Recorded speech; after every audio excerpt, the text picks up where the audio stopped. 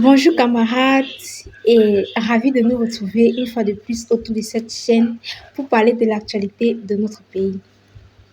Camarades, vous savez, ce que nous appelons l'amour pour le prochain, c'est un sentiment ou alors c'est même biblique. On demande d'aimer son prochain. Mais la vérité est qu'on ne peut pas t'obliger à aimer quelqu'un.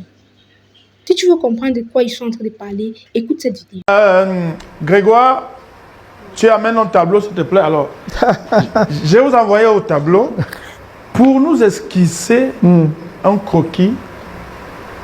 Si on prend une ville comme Douala, par exemple.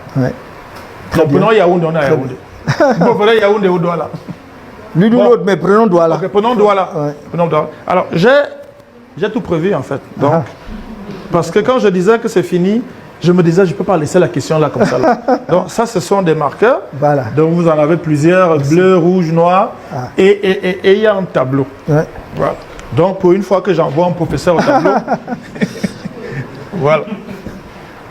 Je me place là pour non, vous laisser. On peut seulement esquisser vraiment un croquis sur les quelques idées dont nous sommes porteurs. Juste pour la caméra comme ça. Oui. Un tout petit peu, c'est parfait pour la caméra. Pour une métropole comme Douala, vous avez vu que nos villes, en fait, étouffent. Étouffent aujourd'hui. Premièrement, parce qu'il y a une occupation anarchique de l'espace public. C'est ce que j'appelais l'occupation des trottoirs. L'occupation même de la chaussée. Moi, j'habite du côté de Toudi. Passer au marché de Toudi, c'est la croix et la bannière, c'est juste impossible. Ah, vous habitez à Toudi? Du côté. Donc à côté. J'ai pas dit, j'ai dit du côté. Vous êtes voisin du voisin? C'est un voisinage un peu lointain, mais bon. Ok. Donc, deuxièmement, le transport urbain est un de nos talons d'Achille. Quand je disais qu'il faudrait que nous organisions la Coupe du Monde, c'est pourquoi? Parce que ça va nous obliger à relever notre niveau, à nous mettre à niveau pour accueillir les étrangers. Vous ne pouvez pas accueillir les étrangers à Yaoundé ou à Douala, par exemple, pour une Coupe du Monde, pour qu'ils soient sur des bensikines ou bien des taxis qui faufilent et tout cela. Donc nous devons effectivement regarder cela pour ne prendre que ces deux aspects. Mais nous devons, si nous prenons une ville comme Douala, et comme j'avais dit, nous voulons que Douala soit la métropole financière et économique, pas du Cameroun, de l'Afrique centrale et au-delà. Il faut vraiment que nous soyons un pôle. Comme Tanger, par exemple, au Maroc aujourd'hui, comme Abidjan, et encore, avec la bourse d'Abidjan, et comme Nairobi, et je ne parle pas de l'Afrique du Sud avec Djobo et d'autres. Le Cameroun doit avoir ça comme vision. Et moi, je dis, si nous prenons comme une ville comme Douala, comment la préparer pour qu'elle puisse jouer ce rôle? Je vais juste prendre un bout de Douala, c'est-à-dire la zone où passe le fleuve du Vouri. Donc voilà, mettons que ça, c'est le Vouri qui descend. Vous avez à l'heure actuelle, ça c'est Bonabéry, et ça c'est le côté, disons, Douala classique. Donc vous avez un pont, vous avez un pont qui passe là. Voilà. Alors, et puis du côté de Douala ici, vous avez Bonanjo ici, à peu près. Bonanjo ici, en allant plus loin, vous serez à Dedo, à quoi, et puis vous aurez Bonapriso un peu à côté. Mon idée, c'est de dire, il faut transformer totalement la physionomie de Douala. D'abord, un seul pont sur le Vouri, c'est dérisoire, c'est rien du tout. Il faut faire au moins 3 ponts sur le Vouri. On est obligé de les faire plutôt en haut, en aval, parce que le port le port occupe toute la zone qui va vers le sud. Donc, il faut au moins 2 autres ponts. Ça, même si nous avons un deuxième, parce que l'ancien pont ne fonctionne plus vraiment, donc je considère qu'il y a un grand pont sur le Vouri. Si vous avez un deuxième pont, ce pont-là peut déjà être un pont de désenclavement, de telle sorte que les véhicules qui viennent d'Edea, de Yaoundé et tout ça, les transporteurs, qui veulent aller à l'ouest ou dans le sud-ouest, prennent ce pont-là directement. Et vont peut-être rejoindre un échangeur ici qui va distribuer entre machins. Donc, il faut un deuxième pont. Et ce n'est pas si cher, ce n'est pas compliqué de faire un deuxième pont. Il y a aujourd'hui même des possibilités, des gens font même des ponts payants. Quand vous voyez certains ponts à Abidjan aujourd'hui, voilà. Exactement, c'est payant. Donc on peut parfaitement concevoir cela.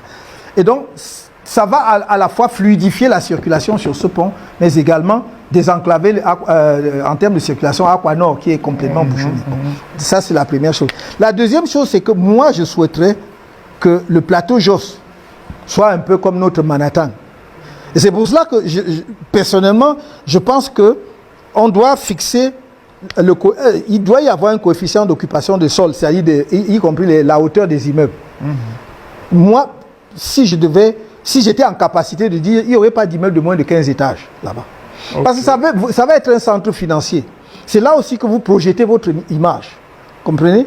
Et ce n'est pas très vaste. Donc il faut bien occuper l'espace là-bas.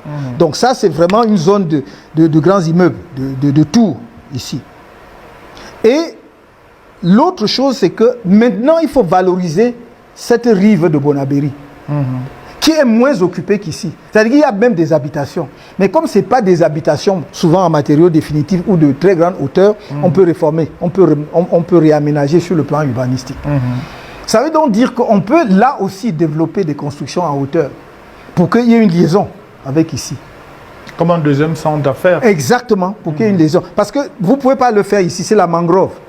Voilà, tout ceci là, c'est la mangrove. Sur le côté Bonabéry, jusqu'à la mer, c'est la mangrove. Et ici, vous pouvez continuer ici, mais malheureusement, le port s'est trop développé de ce côté-ci. Donc, on peut le faire là-bas. Mais ici, je souhaiterais qu'il y ait bien entendu des sièges d'entreprise, mais également pas beaucoup d'hôtels et tout. Pourquoi? Parce que j'estime que Douala ne profite pas du fleuve Ouri en termes touristiques. Donc, à mon avis, en dehors des ponts, nous devons avoir des bateaux de plaisance, des bateaux mouches et autres, sur le fleuve, qui remontent et descendent, amènent les passagers. D'autres peuvent même d'ailleurs faire des traversées. Mais je vois déjà le soir, qui remontent, qui descendent, vous pouvez manger sur un bateau mouche. Tout à fait. Mais vous pouvez aussi prendre ce bateau-là pour aller ici, dans un hôtel ou un restaurant. Donc ça, c'est juste pour cette zone. Mais après, je veux prendre le chemin de fer. Malheureusement, dans notre pays, il y a quelque chose de terrible. Nous n'aimons pas notre pays. Même ici à Yaoundé, mais vous allez à Douala pareil. Vous savez que le chemin de fer traversait Douala avant. Et quand on a commencé à moderniser Douala et on a enlevé la gare de Besseke. C'est ceux qui connaissent Douala, peut-être Besseke, vers là où il y a disons la maison, la case traditionnelle, disons des chefs traditionnels. Le siège Ngondo. Voilà, le siège, exactement. C'est là-bas que la gare arrivait avant. Ah ouais, oui, donc on a déplacé. Mais le train qui venait de Nkonsamba, qui venait de Kumba et tout ça, là, du Mungo, voilà, traversé et passé dans la ville de Douala. Et il y avait un projet de valoriser justement cette zone où il y avait les rails. Et qu'est-ce qu'on a fait? Et c'est pour ça que je disais à mon petit là, que dans nos jeunes pays là, il faut être chef chantier. Si tu n'es pas là. Donc dès qu'on a tourné les yeux pour dire que le projet là va venir et tout, ce sont les responsables camerounais eux-mêmes qui ont vendu tous les trucs et on a enlevé les rails, vendre même aux Indiens et tout ça là. Donc maintenant, vous n'avez plus... L'espace est occupé. Ouais. Donc maintenant, si vous voulez faire ça, il faut donc exproprier. Ouais. Mais on va être obligé d'exproprier, de casser. Parce que si vous voulez moderniser la ville, à un moment donné, il va falloir ouvrir ces espaces-là. Pour qu'ils puissent avoir... Parce que mon idée, c'était justement d'utiliser ces zones-là pour faire des tramways. Pour faire des tramways, c'est-à-dire... C'est un projet dans un certain programme. Absolument. Et même le gouvernement a parlé de tramway. Je ne suis pas le premier, ce n'est pas moi qui invente. Le gouvernement a parlé de tramway depuis des années. Mais le problème, c'est que c'est comme un serpent de mer. Vous parlez de quelque chose, 10 ans, on ne voit pas, 20 ans, c'est comment? Donc, et pendant ce temps, les gens ont vendu le terrain. C'est tout occupé maintenant. Et maintenant, il faudra que l'État encore dépense l'argent pour exproprier, pour faire. Oh, on est obligé de faire.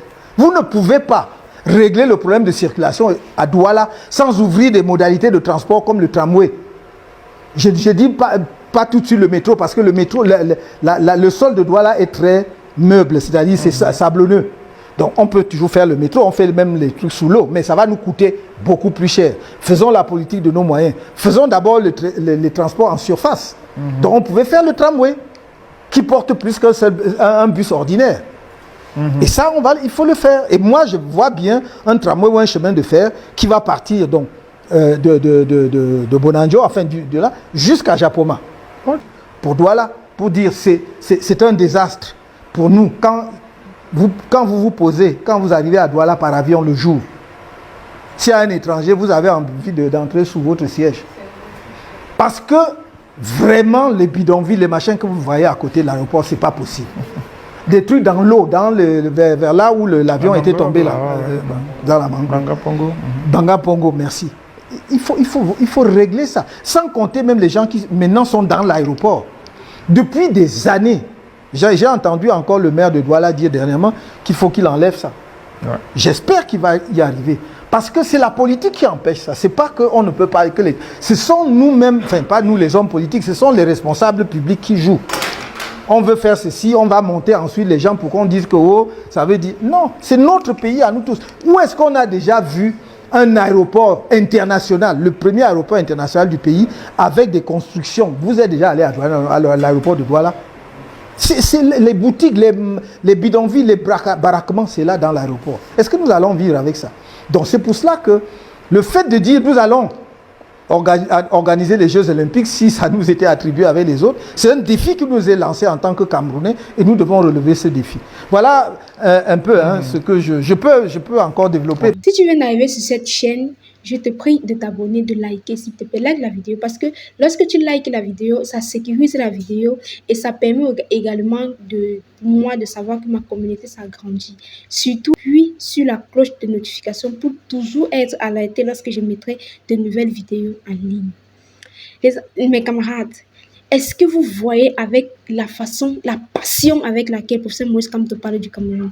Parce que je ne veux pas dire, je ne veux pas exagérer dans mes mots, je ne veux surtout pas dire des trucs qui ne sont pas ça. Mais laissons l'aigreur de côté et essayons de voir la vérité en face. Le professeur Moïse Kamto parle du Cameroun, vous sentez comment ses yeux scintillent.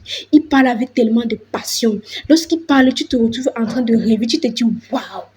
Et si on déposait juste ce qu'il est en train de dire, s'il a dit peut-être une route va passer, essayons un peu de mettre la route là pour voir ce qui va se passer. Essayons un peu de faire ci ou de faire ça. Est-ce que ce qu'il dit ne vous fait pas rêver? Est-ce que vous n'avez pas envie de voir ce qu'il est en train de dire se réaliser? Parce que moi, personnellement, je suis tellement curieuse et j'ai envie de dire waouh! Je dis waouh! Et si on donnait la chance à Moïse Kamto de nous prouver tout ce qu'il a à nous approuver pour le Cameroun, et si on lui donnait la chance de dire que ok, on comprend, vas-y, fais ce que tu dis. Est-ce que vous voyez avec quel charisme il parle? Bon non, laissons le charisme. Je veux juste parler de sa façon, sa douceur, la façon dont il parle du Cameroun. Tu sens que c'est quelqu'un qui connaît le Cameroun. Tu sens que c'est quelqu'un qui il veut tellement faire pour son pays, mais il s'est dit, est-ce que ça va marcher? Les amis, si on s'y met ensemble, ça va marcher. Si on s'y met ensemble et on se dit, ok, développons un peu ce projet. Développons un peu ce projet. Faisons un peu ce qu'il dit. Il y a une partie qui m'a plu. Lorsqu'on lui a demandé quelles sont les premières choses que tu feras le même soir que tu seras dans le palais, disons, à Etundi. Et j'ai presque coulé la larme parce qu'il a parlé d'un sujet où on a fini par normaliser le fait que nos frères ne soient plus en paix dans notre pays. La crise anglophone. On a tellement normalisé ça qu'on s'est dit, bah, lorsqu'il y a peut-être fusillade là-bas, il y a 2-3 morts, ah, on s'en fout, on s'en passe, la vie continue. Cette partie du pays, elle fait toujours partie du Cameroun.